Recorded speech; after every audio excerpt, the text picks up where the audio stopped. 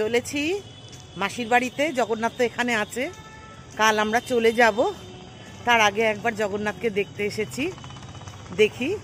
খুশি মনে তো বসে থাকবে, বেড়াতে এসছে মাসির বাড়িতে।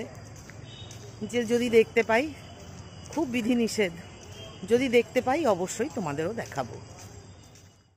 এই গেট দিয়েই মাসির বাড়িতে যেতে হবে।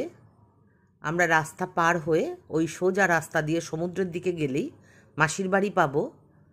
পুরনো যে জগন্নাথ মন্দির ছিল সেটাই এখন জগন্নাথের মাসির বাড়ি। এসেই আমরা জগন্নাথ দেবের আরতি দেখতে পেলাম, অপূর্ব লাগলো। আর দেখো কি সুন্দর করে এই নতুন জগন্নাথের মন্দির সাজানো হয়েছে, সেটাও তোমাদের সাথে শেয়ার করলাম। আর এই অপূর্ব আরতি দর্শন করলাম।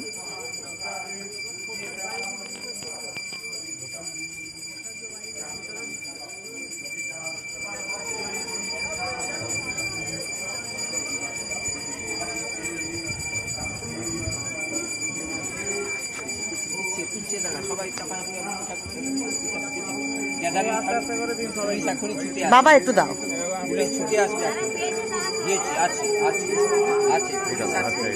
হ্যাঁ,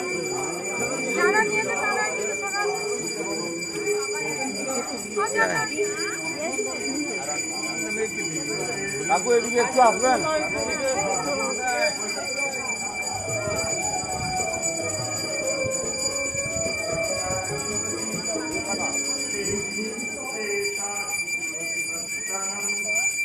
মাসির বাড়ির সামনেটা সাজানো হয়েছে, এটা মাসির বাড়ি। এখানে এখন জগন্নাথ, বলরাম, সুভদ্রা মা এখানে রয়েছেন। এক্ষুনি আরতি করে দরজা বন্ধ হলো।